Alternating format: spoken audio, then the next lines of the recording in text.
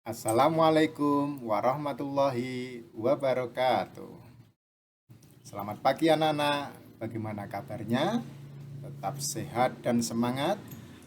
Ya, pagi hari ini Pak Widodo akan memberikan materi pelajaran keempat, yaitu tema bersih itu sehat. Sebelum pembelajaran dimulai, Pak Widodo akan membacakan tujuan pembelajaran pagi hari ini. Setelah mempelajari materi ini nanti, diharapkan anak-anak semua tahu atau paham tata cara bersuci dari hadas kecil. Selanjutnya, anak-anak mampu untuk bersuci dari hadas kecil sesuai ketentuan syariat Islam. Yuk kita mulai pembelajarannya. Anak-anak, sebelum kita berwudu, ada beberapa hal yang perlu kita harus mengerti. Yang pertama yaitu syarat sahnya wudu. Yang kedua, rukun wudu dan sunnah wudu.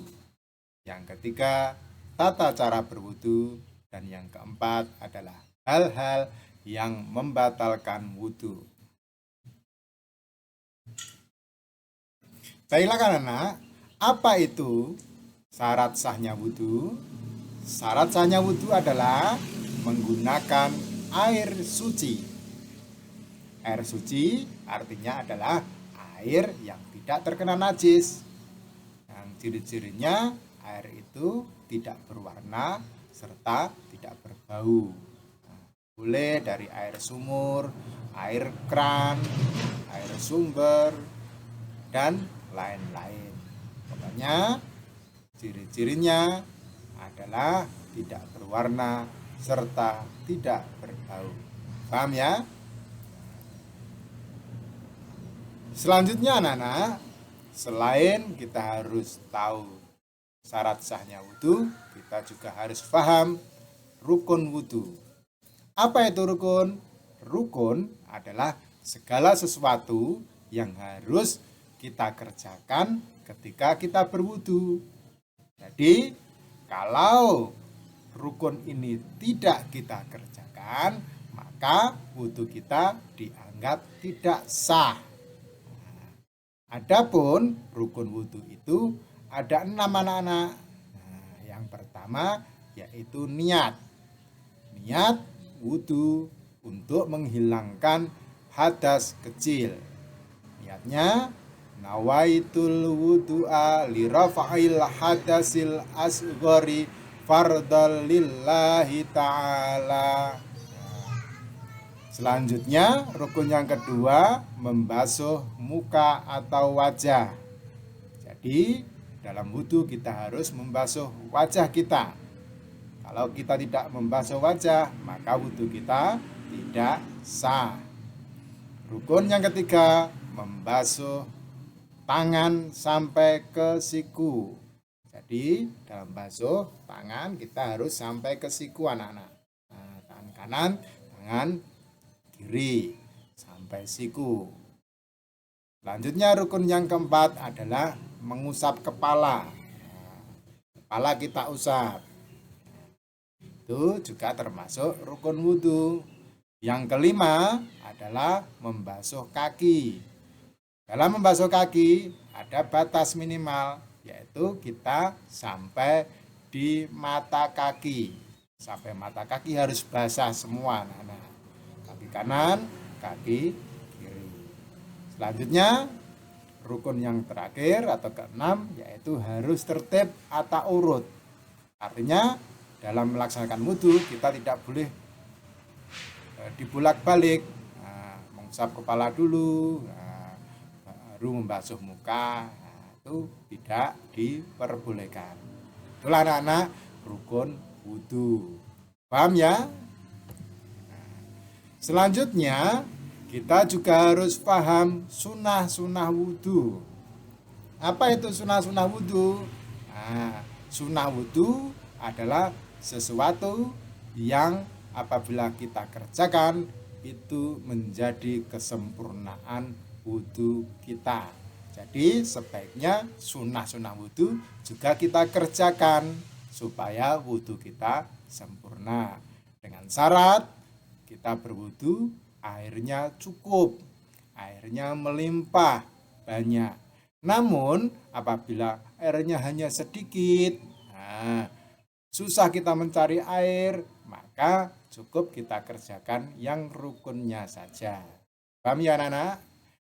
Adapun sunnah wudhu itu ada 11. Yang pertama kita membaca basmalah atau bismillahirrahmanirrahim. Yang kedua membasuh telapak tangan. Yang ketiga berkumur-kumur. Yang keempat membasuh hidung atau istinsyak dari istinsar. Selanjutnya membasuh telinga. Dan rukun yang keenam adalah membasuh anggota badan sebanyak 3 kali. Jadi masing-masing anggota, tangan kita basuh 3 kali, membasuh wajah juga 3 kali. Yang ketujuh, mendahulukan anggota badan kanan. Jadi dalam berwudu kita dahulukan anggota yang kanan dulu, baru yang kiri. Yang kedelapan, tidak berkata-kata ketika berwudu. Yang kesembilan yaitu menyela-nyela jenggot. Bagi laki-laki yang memiliki jenggot yang lebat, maka disunahkan untuk disela-selai.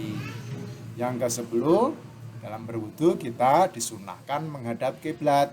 Dan yang ke-11 adalah kita berdoa sesudah wudu. Itu adalah sunnah-sunnah wudu. Anak-anak, dalam berwudu kita bisa batal. Hal yang batal wudu yaitu 1. Kencing, kentut, buang air besar. Yang kedua, bersentuhan kulit dengan lawan jenis yang bukan muhrim atau mahram. Yang ketiga, kita hilang akal karena gila atau tidur. Terdengar azan sholat zuhur. Baim dan teman-teman bersegera menuju masjid. Baim bersegera mengambil air wudhu dan ternyata Baim berwudhu tidak sempurna. Tak lama kemudian, Pak Guru Amir datang menghampiri Baim. Pak Guru Amir menegur Baim dan memberitahu Baim cara berwudu yang benar seperti Rasulullah. Nah, teman-teman, begini cara wudu yang benar. Pertama, membaca bismillah sambil mencuci kedua telapak tangan sebanyak 3 kali. Setelah itu berkumur sebanyak 3 kali. Dan setelah itu, menghirup air ke dalam hidung, lalu mengeluarkannya. Dilakukan sebanyak 3 kali. Membaca niat. Nawaitul wudu'a li raf'il hadatsil asghari fardhan lillahi ta'ala. Saat membaca niat, bersama-sama dengan membasuh wajah dan meratakan air ke wajah dilakukan sebanyak 3 kali. Selanjutnya, membasuh tangan kanan sampai siku sebanyak 3 kali, dilanjutkan tangan kiri sampai siku sebanyak 3 kali. Setelah itu mengusap kepala sebanyak 3 kali. Dilanjutkan mengusap telinga sebanyak 3 kali. Yang terakhir adalah membasuh kaki kanan sampai mata kaki 3 kali. Lalu dilanjutkan kaki kiri sampai mata kaki sebanyak 3 kali juga. Setelah selesai berwudu, kita disunahkan mengangkat tangan agak tinggi, menghadap kiblat, sambil membaca doa. Asyhadu an la ilaha illallah wahdahu la syarikalah wa asyhadu anna Muhammadan abduhu wa rasuluh. Allahumma ij'alni minat tawwabin waj'alni minal mutatahhirin waj'alni min ibadikas salihin. Amin.